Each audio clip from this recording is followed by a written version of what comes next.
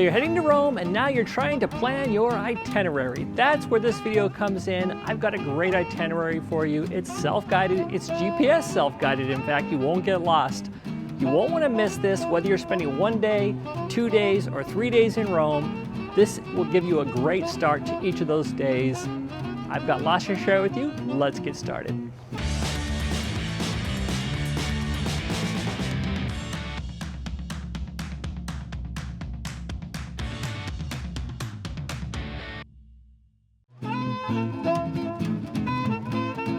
For all of these itineraries, I will be using an app called Komoot. Komoot is free to use in the city of Rome. Yes, it does cost to use in some other cities, but luckily, I'm in Rome.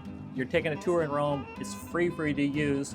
There's no fee involved with this. I am not an affiliate of Komoot. I'm not trying to sell you anything. I'm just using Komoot because I think it's an awesome software that will guide you without getting lost. It will tell you where to turn. It will show you where to turn, and it will actually tell you where to turn as well, making it super convenient. I have created 3 different itineraries, each one taking you past many of Rome's sites. By the time you finish all 3 of these itineraries, they will have taken you past 99% of Rome's most important sites for sure, plus a lot of things I get to share with you, even my favorite gelaterias and places to get pizza and all that stuff. The itineraries are about 3 miles long each, or about 5 kilometers. They take about 1 to 1.5 hours of walking time. The rest of the time is spending, taking pictures, eating food, just enjoying the walk. So I would budget about 4 hours for each of these. That's plenty. But if you wanted to do an itinerary back to back, you can certainly do that. These itineraries are really intended to be used as you want. A couple of things that might help you, and this is in general when you come to Rome, but especially true if you're going to be using these itineraries, you want to get some kind of portable backup battery. You're going to be using your phone a lot for GPS directions, to take pictures, a lot of things, and your phone will likely go dead before the end of the day.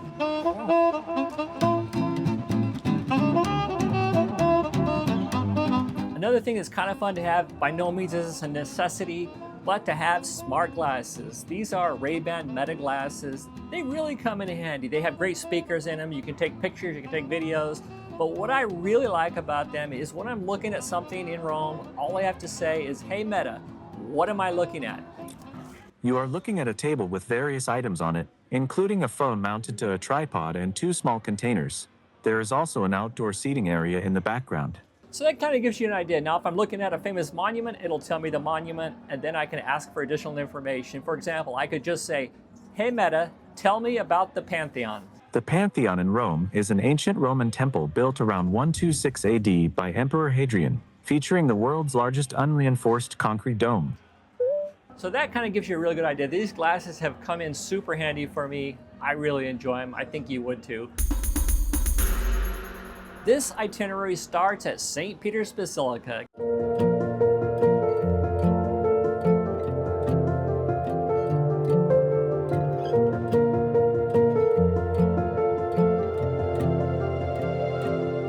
Get there by walking, by train, by bus, by subway.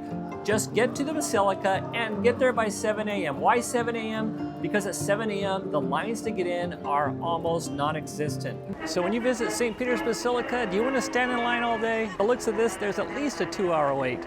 Show up when it first opens at 7 a.m. The lines are very short, very manageable, if there's lines at all. It'll save you a lot of time in the day to do other things besides standing in line.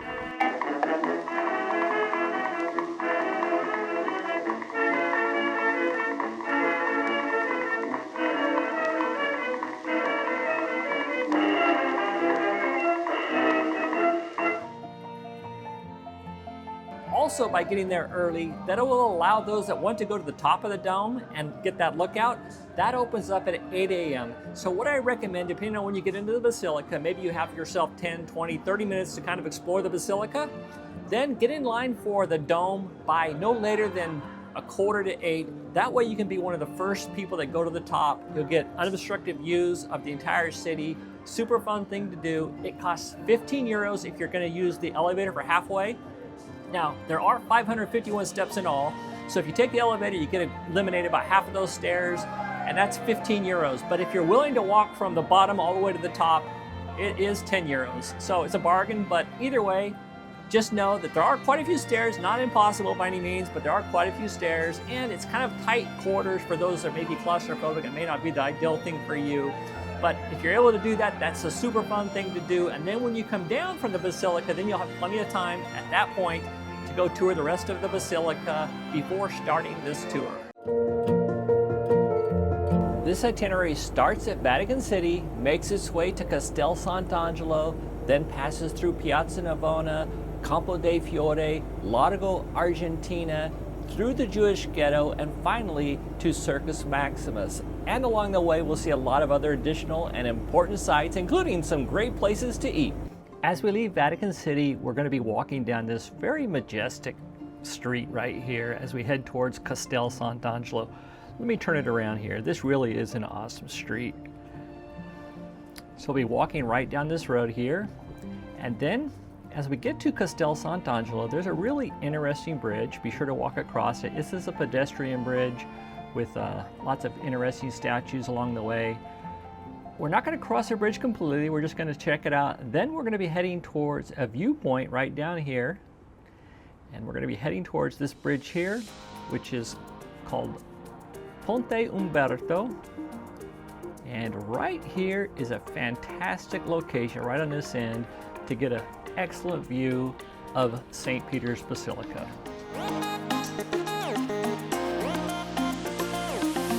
If you enjoy videos about Rome, our channel's all about Rome and how to help you make the most of your next visit to Rome.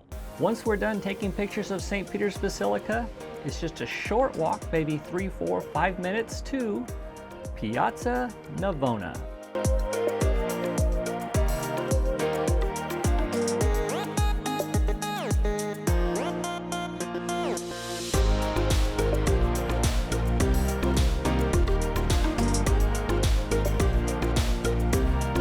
Once you get to Piazza Navona, in case you're hungry, there are some great options nearby. They're not on the GPS, but you can put those in your phone, and they're just a short 3-4 minute walk. The first is for gelato at Frigidarium, one of our favorite gelaterias. Right next to Frigidarium is a place called Pizza da Buffetto. It's more of a sit-down place where you can grab pizza. It's a Roman-style pizza, not to be confused with the Napolitan style or the Taglio style. This is a very large but very thin crust pizza. It's one of the best in the area for that Roman-style pizza. Another option is for tiramisu. Just down the street from those two is another place called Two Sizes, a very short walk from Piazza Navona. You can grab that tiramisu and take it out to the piazza and enjoy the views there. The last place I'll mention is a place called Mommy Pizza. Again, a very short walk from Piazza Navona. It's a takeaway place. They have calzones and different sandwiches and pizzas. It's actually really good, and again, it's very close to Piazza Navona. Once you are ready to leave the Piazza Navona area, the GPS will take you right over here to this very important basilica in the area called La Basilica di San Andrea della Valle. Be sure to check it out. As I went down in the river to pray, studying about that good old way, and who shall wear the starry crown, good Lord, show me the way. Oh, sisters, let's go down, come on down. Once we leave the basilica, the GPS is going to take you right over here to these white tent areas. This is called Campo dei Fiori.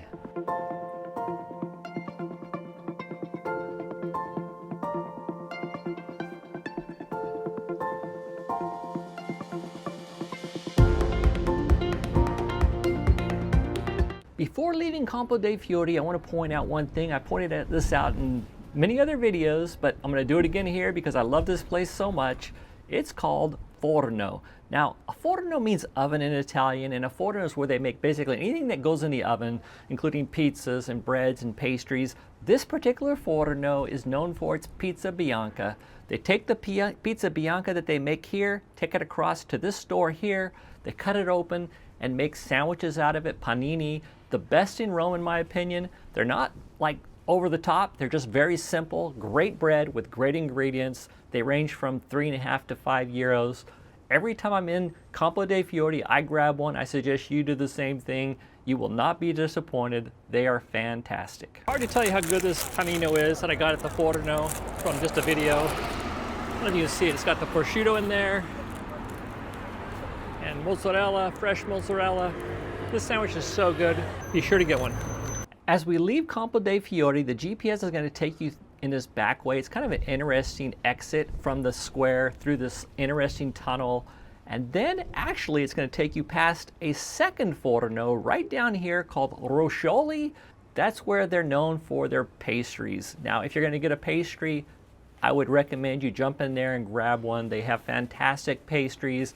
One of our favorites is sfogliatella. The lines can be long at times, but if the line's not too long, you may want to grab a pastry from Roscioli. As we leave Roscioli, the GPS then is going to take us to this square here called Largo Argentina.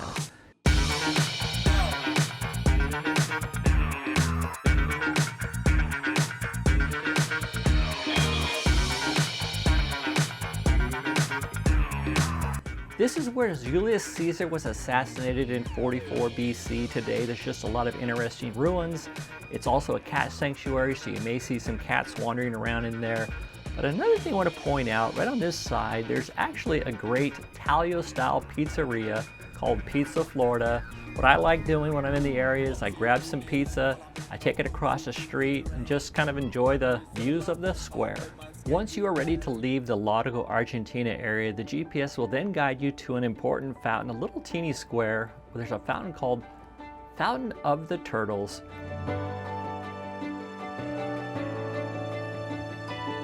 And this fountain is actually really unique and kind of just a fun fountain to go hang out by. If you want to, you can grab an espresso or something. There's a little coffee shop right here. And then it will take you down this narrow street right here. As you go down that street, notice that in front of some of the doors, there's these gold cobblestones. Those are to commemorate the lives of those that were lost at Auschwitz. During World War II, some of the Jews were taken from Rome to Auschwitz, unfortunately, and some of them lost their lives. Actually, most of them that went lost their lives. But in front of the doors, you'll see those. And then you're going to end up into a main commerce area. This street here is a great place to maybe grab a more substantial meal. There's tons of restaurants to choose from, including fast food to sit down, and just a really great atmosphere to grab a meal at the Jewish ghetto. When you're done going through the Jewish ghetto, the GPS then is going to take you to what I think are some of Rome's most interesting ruins. Right through this area here, you walk down this path, you see ruins on both sides. It's just very interesting, a very pleasant walk.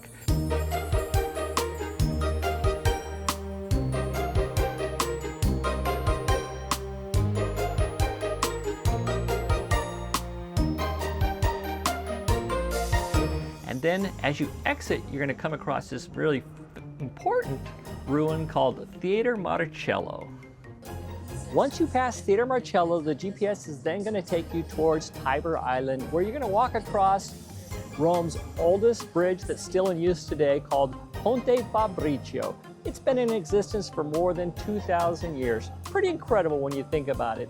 As you cross that bridge, immediately on your left-hand side, you're going to see a gelateria, a little coffee shop. You can pick up, a gelato or an espresso. Then there's going to be a small church there you can check out if you want to. What I do suggest you do is go walk around by the Tiber River. You can walk around the island. It only takes you about 10 minutes to walk around the whole island. And then the GPS is going to take you across another bridge, and then another bridge to where you're going to be able to check out this really old bridge. This they call it the Broken Bridge. There's also another name for it. I can't remember what it's called. But what I like about it is there are some really interesting dragon statues, sculptures that are on the bridge. They're still, 2,000 years later, they're still pretty recognizable. Kind of interesting to look at. I find it fascinating. The GPS will then take you past a couple of very small but very important temples. One is the Temple of Fortuno and the Temple of Hercules. And then in this building here, where you see this tower, this bell tower, this is where you're going to find La Bocca della Verità. Once you're ready to leave La Bocca della Verità, the GPS is going to guide you right around this side of this building to Circus Maximus. This is where they held the chariot races. It's a great place just to go and wander, explore. There's a few ruins left. And this is the last stop on this leg of the itinerary. So if you want to, there is a metro station right in this building here that you can go grab. It's the B line. It can take you back to Termini Station, to the Colosseum, and to so many other places.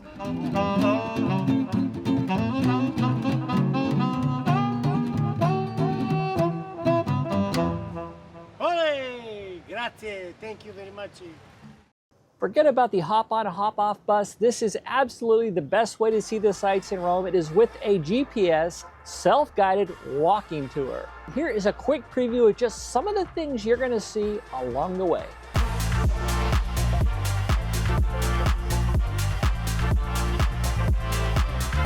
This second leg starts at the keyhole, then makes its way over to Circus Maximus. Then as we head to the Colosseum, we're going to go through a very interesting neighborhood called Celio, then to the Colosseum, then down via Imperial Forum, and finally over to Capitaline Hill. This second itinerary basically starts where we left off on the first itinerary, but it starts over at the keyhole, which is very close. And if you're at the Circus Maximus and you want to start the tour, just push start and it will guide you to the starting point. That's what I love about this app, is it just makes it super easy for you to follow along. So start at the keyhole. It's a great place, a very unique place to get an interesting view of the Vatican.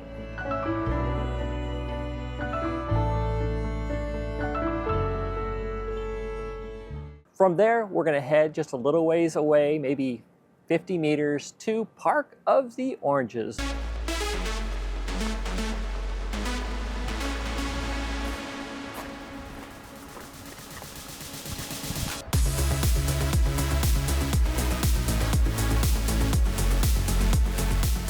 Great place to catch a sunset, a sunrise, or just go out and check a view of the city. It's absolutely stunning. Once we leave, we're going to head down a very interesting alley or streetway.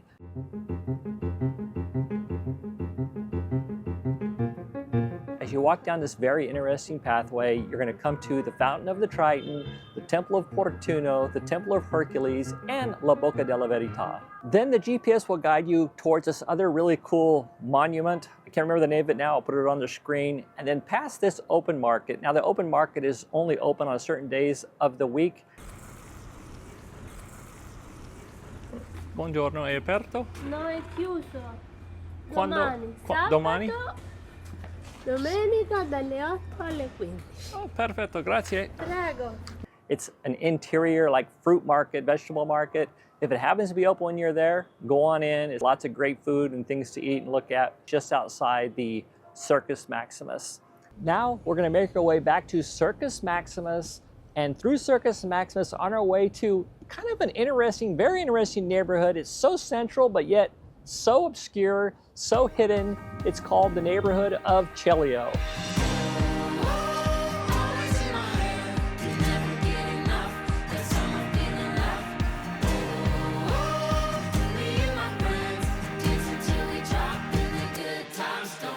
Also, right there at the Flying Buttresses, there is a little museum where you can go down and check out the old houses of the Romans.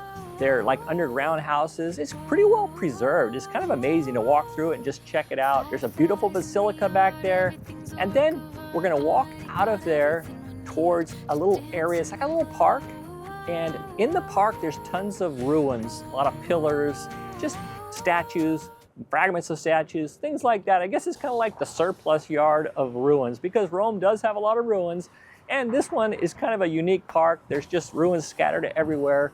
And you're going to make your way over towards the Colosseum. As you make your way to the Colosseum, the GPS will take you right past the Arch of Constantine. One thing I want to note, if you want to get a great view of the Colosseum, just on top of the metro there's a small bridge. You'll see it. A lot of people are standing on it. Go up there and get a great view of the Colosseum, a great place to take a picture. And also, one more thing that I did not put on this walking itinerary is the Moses that was done by Michelangelo. It's only about a 5-minute walk. It's in the Basilica of San Pietro in Vincolo. Put that in your GPS, it'll take you right there, and you can continue on this itinerary when you're done with that. I definitely think it's worth your while, but just note, it is closed in the afternoon from about 1 p.m. until around 4 p.m. Just a real quick important tip. Whenever you're walking throughout Rome on any of these tours or really anywhere, and you need to use the restroom, public restrooms are far and few between. And when you do find one, they usually cost €1. But the Romans don't use those, they actually use the bars. The bars are where everybody picks up their morning coffee, their croissants. In the afternoon, you can pick up sandwiches. Those are also known as the restroom for the Romans. And so when you're in Rome, do the same thing. What I like to do whenever I go into a bar to use their restroom, I do purchase something small, espresso, a croissant, something where I'm spending around €1 or €2. Then I'm also using the restroom. You don't need to spend any money, but that's what you do in Rome, is you use the bars for their restrooms, and now when you gotta go, you know where to go. Be sure to check out our travel guide. I'll put a link to a short video in the description along with a discount code where you can pick that up for right around $20. It's a bargain. Lots of great, helpful information if you're planning a trip to Rome, or if you know somebody who is, be sure to pass that along. And then you're gonna make your way down the Via of the Imperial Forum. Lady in red, she's dancing with me. Now this, in my opinion, is a really cool stretch. It walks along the Imperial Forum. The forum's on both sides. Super interesting. Everywhere you look, it's just beautiful. They've got street performers, lots of people. It's pretty much a pedestrian-only area. There are a few taxis and buses in the area, but for the most part, it's pretty traffic-free. Real fun street to walk down, and I think you'll really enjoy that walk. Lo so perché sei qui e guardi verso me. Via of the Imperial Forum from the Colosseum heads directly to Piazza Venezia. Ma come faccio a dirti qual è la verità? Now, Piazza Venezia is where you're going to find the Victor Emmanuel Monument. That's that huge monument that can be seen from most areas of Rome. But behind the Victor Emmanuel Monument is the Campidoglio, or Capitaline Hill, and that's where you're going to find the Capitol Museum. But as you go up there, I've got on the GPS going up a very interesting staircase, one of my favorite staircases in Rome, and trust me, there are a lot of staircases in Rome. This one is uniquely special to me. I love it. As you get up there to the top, you're going to enter into the Campidoglio, and on the back side, on the GPS will take you to one of the greatest vista points of the Roman Forum that you're going to find. It's stunning. Take a look.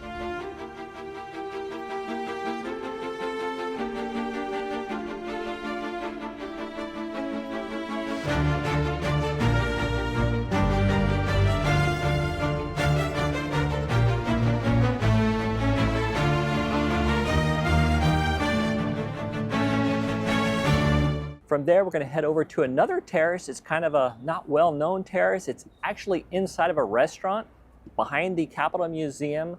You're going to go around the backside. The GPS will take you there, up a flight of stairs, into a small restaurant, and then out onto a beautiful terrace where you can get really incredible views of Rome.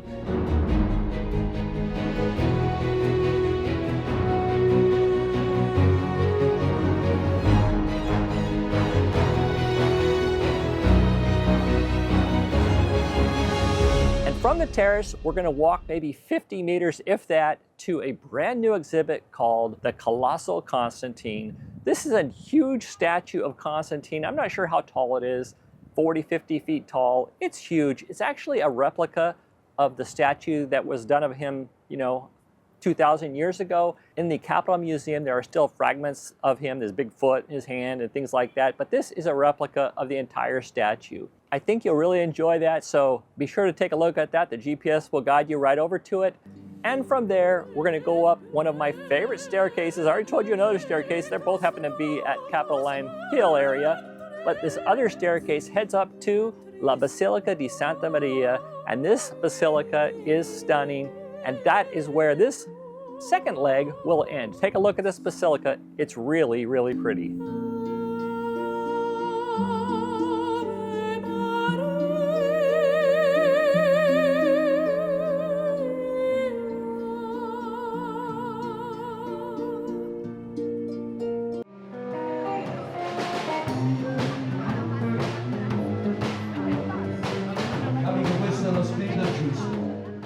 forget about the hop on, hop off bus. This is absolutely the best way to see the sights in Rome. It is with a GPS, self-guided walking tour. Here is a quick preview of some of the sights you're going to see along leg number 3.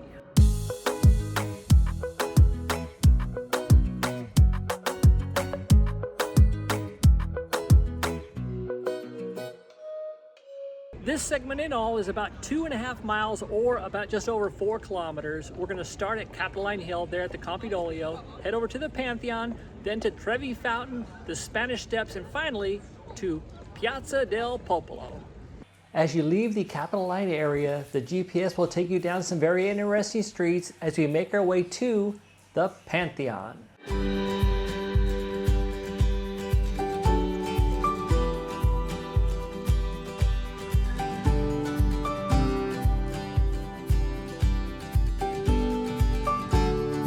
When you get to the Pantheon, you may notice there's a large fountain right out front with a lot of people sitting down on its steps eating sandwiches. They're called panini. That's because there's a famous sandwich shop called L'Antico Vinyl right around the corner, where you also can grab a sandwich for around 10 euros. They're quite large, they are very good.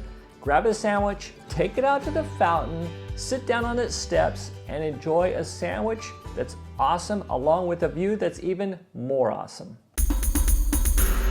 This is really not a tip, just a recommendation. When you're in Rome, you need to try some aranciata. This is the national soda of Italy. It's sold everywhere, every pizzeria, restaurant, bar, everywhere. Very easy to get. It is so good. It's not to be confused with the Fanta they sell in the United States. Now, the Fanta here has no, first of all, it's got no corn syrup. It's got no artificial colors, no artificial flavors. It's fantastic. In fact, it's got actually very little sugar, which I like. I don't like things that are super sweet. And I think you'll really love it. Be sure you give it a try when you're in Rome. Fanta here is awesome. In the States, it is not so awesome.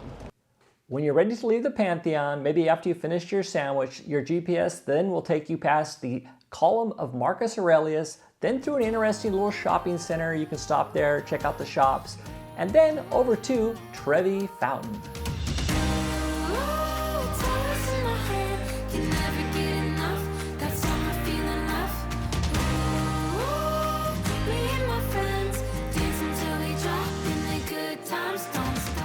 One thing I want to mention, if you're at Trevi Fountain and you're kind of hungry and you want something to eat, there's a great little restaurant called Pane e Salame. It's a charcuterie style place. You can go in there and they make fabulous cheese spreads, meat spreads, from small ones to huge ones. They also sell fabulous salads, sandwiches for the go. You know, you can take that to go, but the charcuterie is probably best eaten in the store, in the restaurant. And I highly recommend it. It's fabulous. It's reasonably priced, and one of the better restaurants right around the Trevi Fountain. When you leave Trevi Fountain, the GPS then will take you down some interesting streets on the way to Via dei Condotti. Via dei Condotti is a very special street in Rome. It's where all the high-end fashion stores are at, Louis Vuitton, Gucci, and all the rest. And it's also where you can get a great view of the Spanish Steps. The Spanish Steps is our next stop.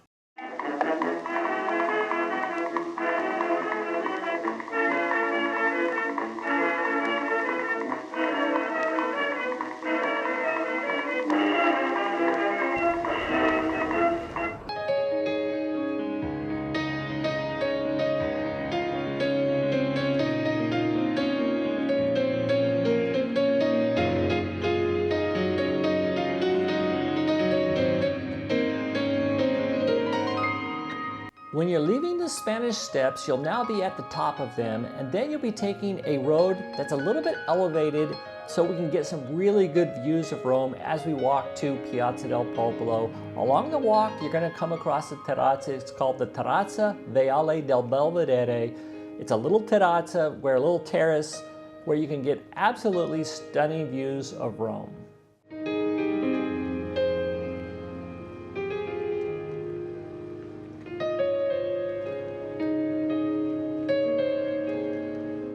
The next stop is Terrazza del Pincio, another famous spot in Rome to get a great view of the city. Thank you, Ice Scott.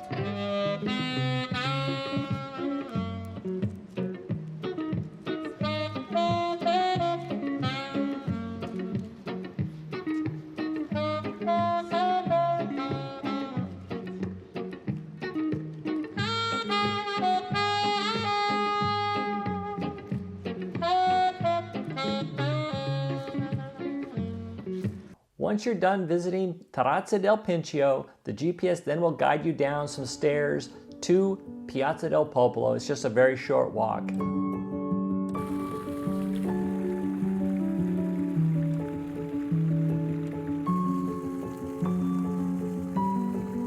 Piazza del Popolo is a great piazza. It's large, and in the corner there's a metro station called Flamino. So if you need to, you can hop on the metro, or if you're not done, you can walk down Via del Corso or so many other streets, tons of restaurants and things to see right in that area. I really hope you enjoyed leg 3 of the Rome Max tour. All 3 of these combined to give you a great experience, a great oversight of most of Rome's important sites. They're going to be fun for you. I really put a lot of time making sure that I took you down the most interesting streets, not just down, you know, busy streets or just general ordinary streets. Rome is pretty interesting everywhere, but these are the best streets in my opinion, the best restaurants and the best sites. To the next one, alla prossima, ciao.